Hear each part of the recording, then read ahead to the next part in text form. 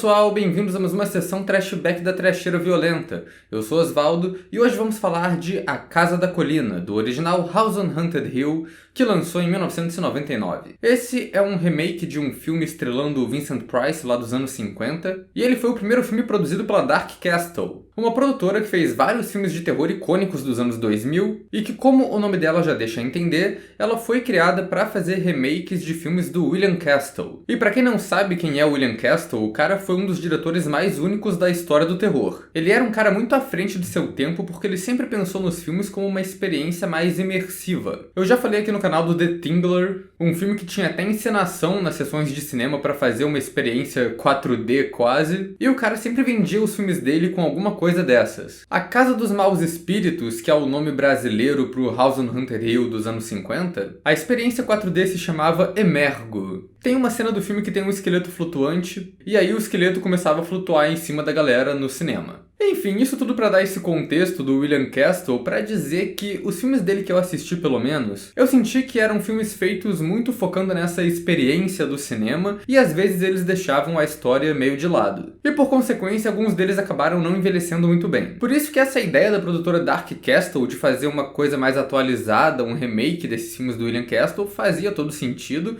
e deu bastante certo no começo. A Casa da Colina foi dirigido pelo William Maloney, um diretor que é fã do filme original e que fez questão de fazer com que esse filme fosse um remake e uma homenagem ao mesmo tempo. Ele é um filme que tem um elenco muito carismático e que deu certo na bilheteria, apesar da crítica não ter gostado tanto dele assim. Antes de fazer esse vídeo, eu só tinha visto o original do William Castle e, pra falar a verdade, eu não gosto tanto dele assim. Ele é um clássico do terror, tem a sua importância histórica ali, mas eu acho um filme um pouco sem graça. Já esse filme de 1999, eu me amarrei. Ele é um absurdo, ele é uma trecheira muito divertida e talvez seja heresia de falar isso, mas eu acho que eu prefiro o remake ao original. Mas antes de falar desses filmes, vou pedir pra vocês se inscreverem no canal se vocês não forem inscritos ainda. Comentem aí embaixo se vocês já assistiram A Casa da Colina ou A Casa dos Maus Espíritos, o que vocês acham desses filmes. Deixem outras recomendações de filmes pra gente falar aqui no canal também. E acompanhem a gente nas redes sociais, os links estão aí embaixo na descrição do vídeo. Se você gosta do nosso trabalho aqui na Trasheira e quer apoiar a gente de alguma maneira, você pode virar membro do canal. Quando você é membro, você ganha acesso a uns conteúdos exclusivos e pode escolher alguns filmes que a gente fala aqui no canal. Essa Trashback, inclusive, foi escolhida pelos membros da Casa da Colina, em uma votação que a galera votou bastante nesse filme. E, é claro, vou deixar aqui um aviso de spoilers pro filme original dos anos 50 e pro remake dos anos 90, porque é uma Trashback, sempre tem spoiler e eu vou falar dos dois filmes aqui, né? E é isso, vocês clicaram nesse vídeo pra ver a análise do Casa da Colina de 1999, mas como a gente já fez uma vez ou outra aqui na Trasheira, eu queria tirar um tempo desse vídeo pra falar do original também. E a trama do House on Haunted Hill, dos dois filmes na verdade, é uma coisa bem Agatha Christie. Um grupo de estranhos recebe um convite de um milionário excêntrico para passar uma noite em uma casa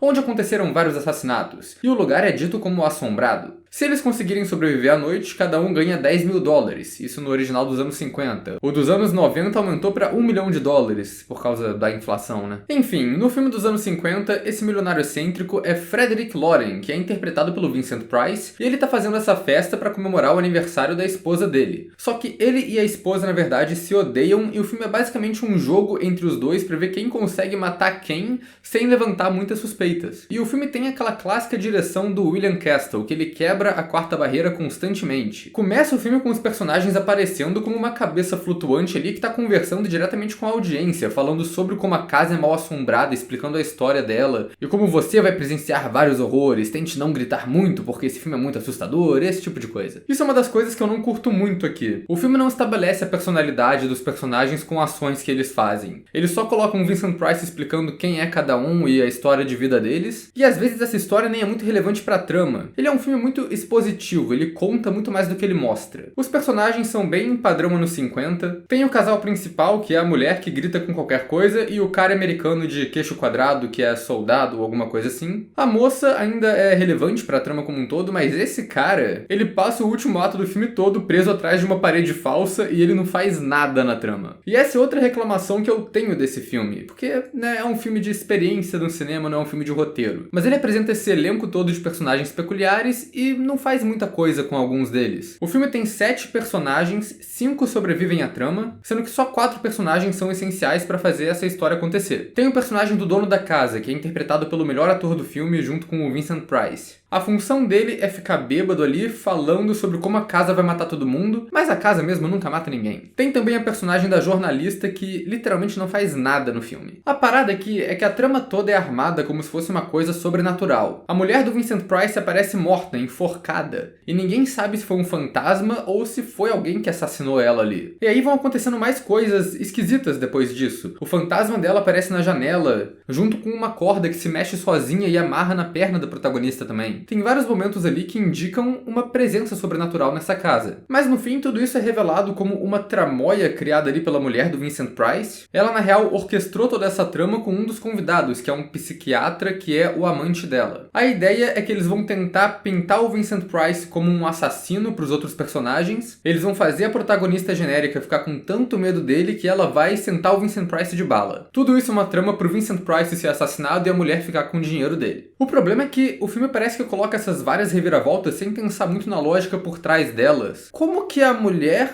e o psiquiatra conseguiram fazer essas assombrações acontecerem? Principalmente essa cena toda da janela. Como é que ela fez isso? Como é que ela fez a corda assim enrolar sozinha no pé da mulher? A melhor coisa desse filme, sem sombra de dúvida, é o Vincent Price. O legal é que ele geralmente é conhecido por fazer personagens que são vilões, e o William Castle aproveitou isso pra fazer ele ser um ótimo boi de piranha nessa trama. Porque no começo você acha que ele é o vilão óbvio, mas na verdade é a mulher dele que estava tramando contra ele. Só que ele é um cara bem manipulador ao mesmo tempo, então ele na real vira o jogo e acaba matando a mulher e o amante depois dos dois acharem que tinham matado ele, porque ele sabia dessa tramóia toda desde o princípio. Então ele não chega a ser um vilão exatamente, mas ele também não é um herói. Ele é um personagem bem peculiar ali. Em questão de terror, o filme não é muito assustador, porque, né, é um filme dos anos 50 que tem essa coisa meio bobinha ali da Casa Mal Assombrada, mas ele é um filme que tem bons visuais. A casa que usaram pra fazer os planos externos tem um visual bem singular, né, todo quadradão. Tem todos esses carros fúnebres levando os convidados pra casa, que cria um visual bem macabro. E eu gosto do estilo do Vincent Price, né?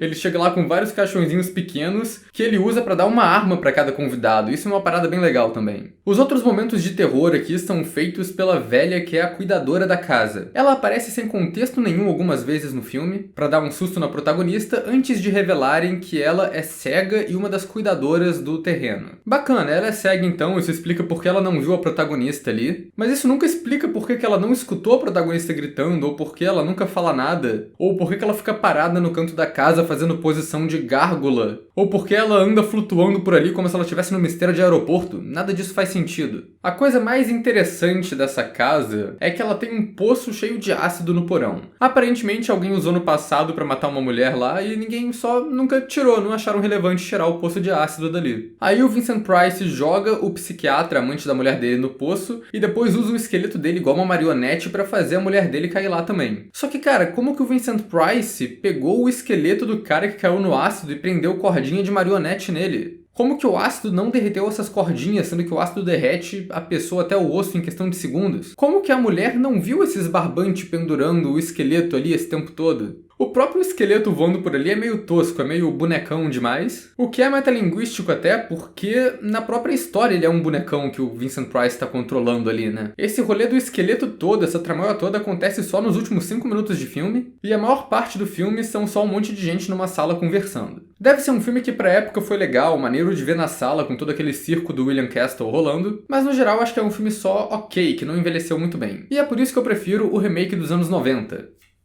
Igual os outros remakes da Dark Castle, esse é um filme que é mais exagerado. Ele é mais violento que o original, ele tem uma trama mais elaborada, e acho que ele podia até ser considerado um dos primeiros remakes sombrios se ele não fosse um terror comédia. A trama é praticamente a mesma que o filme original. O cara convida o grupo de estranhos pra fazer a festa na mansão, com um prêmio em dinheiro. Todos acabam presos lá dentro, porque essa mansão, no caso, tem um mecanismo de lockdown que tranca a casa inteira. E eles têm que sobreviver à noite enquanto acontecem coisas esquisitas, assombrações ali. Os 4 personagens que mais importam no filme original mantêm a sua função no remake também. O milionário excêntrico, a esposa dele, o psiquiatra, que é a amante dela, e a protagonista. E a dinâmica deles é praticamente a mesma coisa que a trama do filme original, segue bem até. A esposa tramando junto com o amante pra matar o marido de um jeito muito elaborado. Ela quer fazer a garota ficar com medo e atirar nele. Só que ao mesmo tempo ele tá sabendo de tudo e ele consegue virar o jogo no final. Apesar de que nesse filme mesmo, o milionário não chega a matar ninguém igual o Vincent Vincent Price matava no final do filme original. E claro, a maior diferença que tem aqui é que além de todas essas tramóias humanas, o Casa da Colina também coloca uma trama sobrenatural no filme, que acaba sendo a trama principal no fim das contas.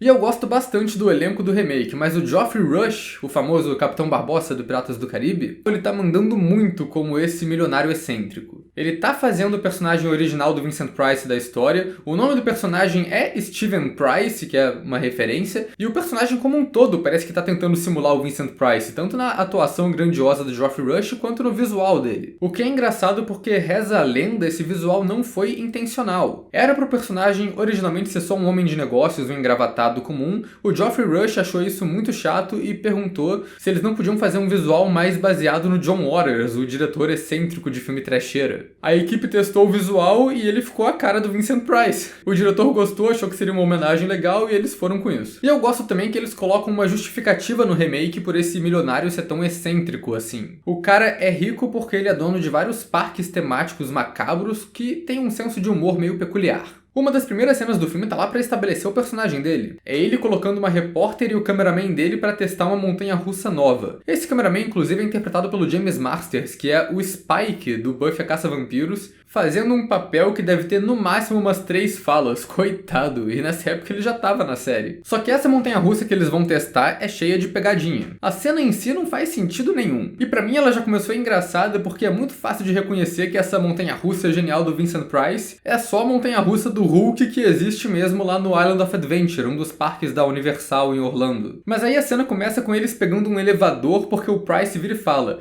essa montanha-russa é diferente, ela começa no topo, e depois quando os personagens estão de fato andando na montanha-russa, eles estão subindo de qualquer jeito, então acho que não começava no topo, né? O elevador é uma pegadinha, é uma simulação feita pra parecer que ele vai cair e vai todo mundo morrer. E aí a montanha-russa, ela tem um efeito programado nela, que ela solta 2 carrinhos de uma vez, mas o primeiro carrinho tá cheio de manequim e ele voa pra fora da montanha-russa. As pessoas de verdade que estão no segundo carrinho vendo isso, acham que o carrinho vai cair e que vai todo mundo morrer também, mas isso é parte do brinquedo, parte da pegadinha. O que, assim, pra mim isso é um péssimo modelo de negócios, que toda vez que você vai colocar a montanha-russa pra funcionar, você vai ter que quebrar um carrinho jogando ele do brinquedo. Eu não vejo como isso seria um parque temático economicamente viável. Mas essa é uma cena boa pra estabelecer o Steven Price como um personagem meio traiçoeiro. Por causa dessa cena da montanha-russa, o personagem fica muito mais suspeito no resto do filme, porque você sabe que ele tem capacidade de estar por trás de tudo que tá rolando nessa casa mal-assombrada. E por boa parte do filme fica essa dúvida no ar de quem é o vilão, quem prendeu todo mundo na casa, foi o Geoffrey Rush ou foi a mulher dele? Que, aliás, é interpretada pela Funky Jensen, a Jean Grey original do filme dos X-Men. E ela também tá muito bem nesse filme. Os dois são muito suspeitos, eles são muito misteriosos e estão sempre trocando ameaça e acusações sobre tudo que tá rolando. O que é bem parecido com o filme original, que acontece isso também, mas só que o remake acaba caindo pra um final mais maniqueísta. Ele coloca a mulher como uma vilã psicopata completa, porque chega um momento que ela mata o próprio amante pra tentar incriminar o Steven Price, e o Price em si acaba sendo um tipo de herói improvável no final da trama. Ele tenta ajudar a galera que tá presa na mansão, ele encontra uma saída sem querer jogando um bagulho pro lado e acertando uma alavanca aleatoriamente, eu achei engraçado isso, e no final ele até se sacrifica pra protagonista conseguir escapar. Ainda tem uma camada a mais nesses dois personagens, que algumas falas no diálogo da Jean Grey deixam implícito que o Price é gay, mas ele não é assumido, e o casamento dos dois é só de fachada, e isso é um dos motivos pelo qual ele tá caindo aos pedaços. Tem os dois protagonistas mais tradicionais de filmes de terror aqui, interpretados pela Ali Larter, do Premonição, e pelo Taye Diggs. Os dois personagens ficam mais amigos na situação e tentam se ajudar a sair da casa, tem uma dinâmica mais bonitinha ali, e são os dois que conseguem sair vivos no final. A Ali Larter, por ser a protagonista, também ganha uma dimensão a mais, que ela tem uma virada de personagem. Ela é apresentada como uma produtora foda de Hollywood que foi convidada pra festa, mas logo a gente descobre que ela é uma assistente dessa produtora que foi demitida e roubou o convite pra ir na festa no lugar, o que dá até um aspecto mais trágico pra personagem, porque ela não tinha nem que estar ali no meio daquela situação toda, né? Mas acho que quem rouba a cena mesmo aqui é o comediante Chris Kattan interpretando o dono da Casa da Colina. Ele é o cara alcoólatra que é o dono do lugar e que morre de medo da casa, não queria estar ali. Ele explica a história do lugar e fala que vai todo mundo morrer, ao mesmo tempo que ele é uma figura cômica bem eficiente. Eu acho que ele tem umas reações bem naturais, assim, bem engraçadas toda vez que ele tem que falar das assombrações que estão na casa. Ele talvez seja o melhor personagem desse filme porque ele é engraçado, ele é memorável e ele tem um histórico pessoal com a casa ali, já que o pai dele foi assassinado pela casa. Uma pena só que ele não é muito aproveitado, ele morre igual bosta no final do filme, e ele inexplicavelmente volta como um fantasma bonzinho pra ajudar o protagonista a fugir, o que é bem fora de contexto e meio tosco, pra falar a verdade. Mas enfim, né, a maior diferença desse filme pro original é a trama sobrenatural. O remake colocou uma história muito mais elaborada pro passado do lugar, e é claro que é um sanatório abandonado. Depois de fazer aquele vídeo que a gente falou de 7 filmes de sanatório abandonado, eu nem fico mais surpreso quando aparece um desses em algum filme que eu tô assistindo. Então a história aqui é que essa casa foi um sanatório nos anos 30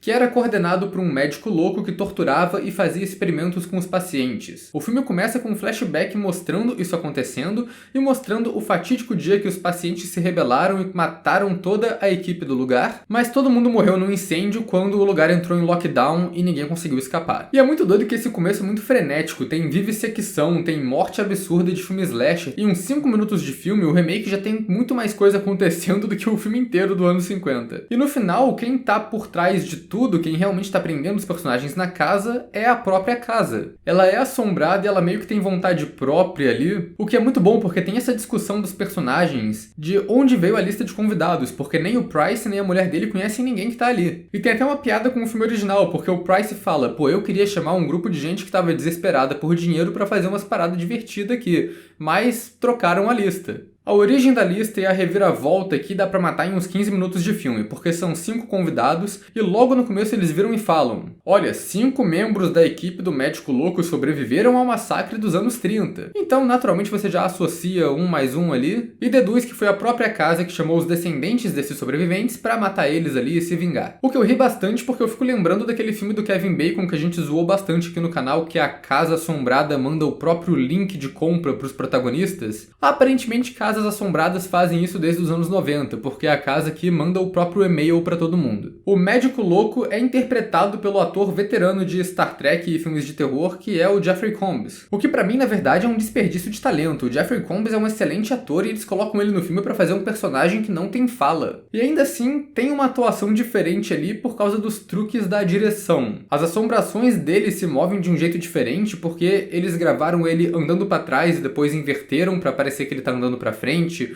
ou ele andou em uma velocidade, tipo, muito lenta e depois aceleraram na pós-produção. É uma parada bem pensada pra fazer os movimentos dele ficarem nada naturais, né? O que eu acho mais fraco dessa trama sobrenatural toda aqui é o final do filme. Porque no último ato do filme, os personagens liberam uma entidade que é uma personificação do mal na casa, que é uma forma preta ali, que é uma junção, um megazord formado por todos os espíritos de gente que morreu ali. E o problema é que é um monstrão conceitual de computação gráfica que é meio constrangedor, parece que é uma imagem PNG viva que tá lá matando a galera. Eu confesso que eu perdi completamente o interesse nesse filme quando ele virou uma presepada completa nos últimos 10 ou 15 minutos que pra mim foram só muito chatos. É o famoso caso de que fizeram muito mais do que precisava. Dava pra ser só o simples, um espírito assassino ali do médico Jeffrey Combs, andando pelo lugar, matando a galera igual um filme slasher mesmo. Acho que seria mais interessante. Apesar de que o resto do filme tem uns efeitos práticos legais, que são feitos pela KNB FX. O filme tem várias cenas esquisitas, umas sequências meio de pesadelo, e nessas cenas tem muito monstro ou criatura que aparecem só por alguns segundos, e tem vários efeitos de maquiagens ótimos ali no meio. O visual do filme é ok como um todo. A fotografia é feita pelo Rick Botta, que a gente conhece aqui na trecheira como o diretor de 3 filmes horríveis do Hellraiser. Mas ao contrário do que eu tava esperando quando vi o nome dele, a fotografia não é tão ruim. E eu acho ele muito bom também por causa da direção de arte e dos cenários ali. O cenário principal tem esse vitral esquisito, tem todo esse visual meio industrial e sombrio, que eu acho que funciona bastante. E tem o porão enorme da casa, que era onde era o sanatório abandonado, né? É um cenário bem legal de terror ali, o lugar é apresentado como um labirinto, a geografia dele não faz tanto sentido, e eu gosto que tem momentos tensos de verdade ali, bem atmosféricos dos personagens perdidos ali no meio. Tem várias salas diferentes com visual memorável e que são úteis pra trama, ao contrário de muitos filmes de sanatório que eu já vi. Tem a sala do choque, que acaba sendo usada numa personagem, tem a câmera lá de tratamento da loucura que é usada também. Tem todas as criaturas bizarras que ficam numa exposição na entrada do lugar, e até isso é utilizado quando eles encontram o corpo de uma personagem escondido dentro de um display desses. E tem vários toques no visual do filme que fazem referência ao filme original. Tem toda aquela armação com os mini caixões com arma dentro. Tem uma cena da personagem caindo num tonel de sangue, que pode ser uma referência ao poço de ácido do filme original também. Tem a cena com um esqueleto decorando o fundo da sala, que é uma referência ao grande momento do Casa dos Maus Espíritos. Tem várias referências e homenagens aqui que fazem com que esse filme não seja um remake picareta, né? E o William Malone, o diretor do filme, acho que esse é o filme mais notável dele, ele não fez muito mais coisa além disso, apesar de que eu achei a direção desse filme muito boa, bem única. Algumas coisas não funcionam tanto, né? Tipo, a introdução dos personagens dentro do carro, com os fades do convite acontecendo ali, que eu acho que é pra gente ler o que tá rolando, que eu acho que foi uma ideia legal, mas que foi mal executada porque foi um efeito que ficou meio tosco na tela dividida. Essa cena toda, inclusive, acaba com um close no convite escrito ali o nome do filme, House on Haunted Hill. Eu fiquei me perguntando se o diretor colocou isso ali pensando que essa cena ia dar um bom créditos iniciais, mas os produtores viraram e falaram, não vai rolar não. Coloca um stop motion com o título do filme no começo e é isso daí. Mas tem umas cenas bem doidas aqui que eu acho que funcionam. Umas 2 vezes, ao invés do filme só dar um jump scare normal na gente, um susto e a cena acaba, ele faz uns sustos extensos, assim, a montagem vira uma doideira, com um monte de coisa bizarra piscando na tela, várias criaturas diferentes, cenas tensas. Eu acho isso bem único. E tem uma cena que o personagem do Price tá lá sofrendo um tipo de tortura preso numa câmera doidona lá, que fica mostrando uma imagem do médico louco jogando basquete, e a cena é uma doideira só. A parada vai chegando nos níveis surreais, assim, o Geoffrey Rush mergulhando em água esquisita, tudo ficando em preto e branco, encontrou umas mulheres cuspindo sangue. É uma sequência bem bizarra e perturbadora até no meio de um filme que não tinha nada disso até o momento. Achei bem conceitão esquisito, achei que funcionou bem. E também tem umas sequências mais tradicionais de terror que são bem executadas. Tipo a jornalista que tá gravando o sanatório abandonado e começa a ver o passado do lugar pelo visor da câmera dela. Achei uma cena bem criativa. Assim, o filme é um pouco trash, mas eu acho que é um trash autoconsciente. Ele não se leva muito a sério, ele é cômico, ele é exagerado de propósito, mas também tem algumas coisas ali que acabam pecando um pouco no roteiro. Alguns elementos que ele apresenta que são bem desnecessários, tipo o cara da tecnologia que tá ali, que o Price tem um ajudante que ele leva pra mansão pra monitorar tudo e pra fazer alguma coisa, que não fica muito claro o que ele queria fazer e nem qual era o objetivo do ajudante. Ele só aparece morto na metade do filme, o Price vira e fala,